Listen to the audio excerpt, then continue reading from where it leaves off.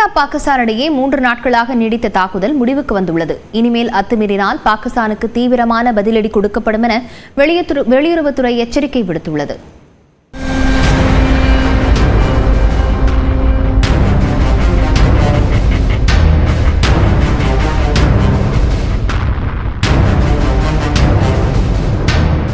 பெஹல்காம் தாக்குதலுக்கு ஆபரேஷன் சிந்தூர் மூலம் இந்தியா பதிலடி கொடுத்த நிலையில் இரு நாடுகளும் கடந்த 3 நாட்களாக மோதலில் ஈடுபட்டன.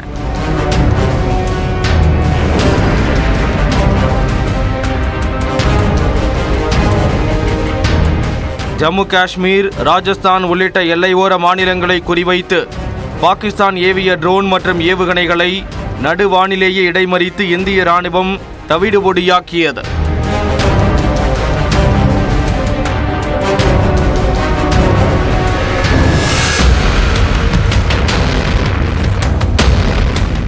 இரவு பகல் பாராமல் 3 நாட்களாக நடந்த தாக்குதலுக்கு மத்தியில் திடீர் நிசப்தத்தை உருவாக்கும் விதமாக தாக்குதலை நிறுத்த இந்தியா பாகிஸ்தான் ஒப்புக்கொண்டதாக அமெரிக்க அதிபர் ட்ரம்ப் அறிவிப்பை வெளியிட்டார். நீண்ட பேச்சுவார்த்தைகளுக்கு பிறகு இந்தியாவும் பாகிஸ்தானும் தாக்குதலை நிறுத்த ஒப்புக்கொண்டதாக ட்ரம்ப் குறிப்பிட்டிருந்தார்.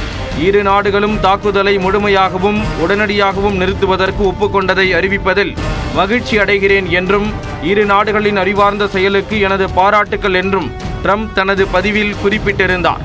அமெரிக்க அதிபர் ட்ரம்பின் அறிவிப்பு வெளியான சில நிமிடங்களில் செய்தியாளர்களை சந்தித்த வெளியுறவு செயலாளர் விக்ரம் மிஸ்ரி இந்தியா பாகிஸ்தான் இடையேயான தாக்குதல் நிறுத்தப்பட்டுள்ளதாக அதிகாரப்பூர்வமாக அறிவித்தார்.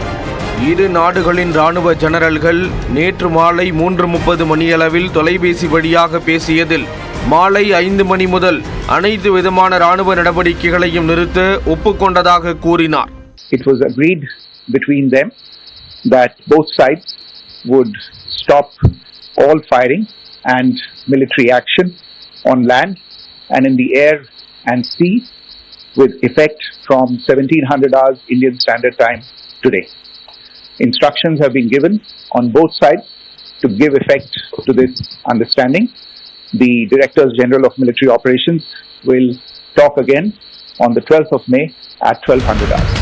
ஆனால் நேற்று இரவும் தாக்குதல் நீடித்ததை அடுத்து மீண்டும் நள்ளிரவில் செய்தியாளர்களை சந்தித்த வெளியுறவுத்துறை செயலாளர் விக்ரம் மிஸ்ரி புரிந்துணர்வை மீறி பாகிஸ்தான் ராணுவம் அத்துமீறி ட்ரோன்களை ஏவியதாகவும் அதற்கு தகுந்த பதிலடியை இந்திய படைகள் அளித்ததாக குறிப்பிட்டார்.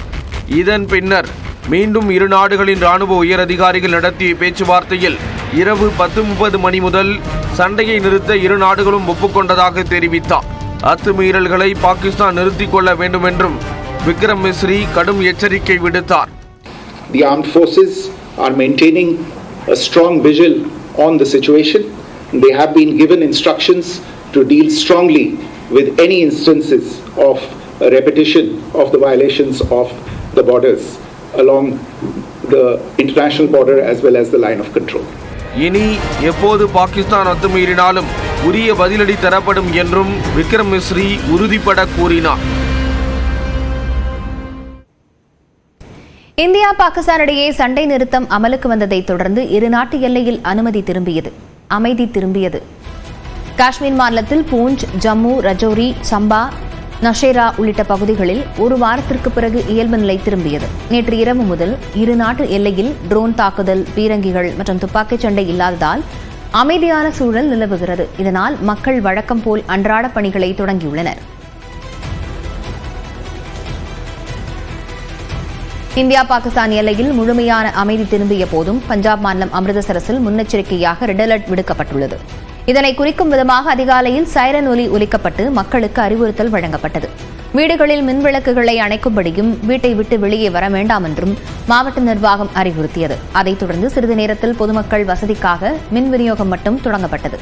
ரெட் அலர்ட் காரணமாக அமிர்தசரஸில் சாலைகள் வெறிச்சோடி காணப்பட்டன.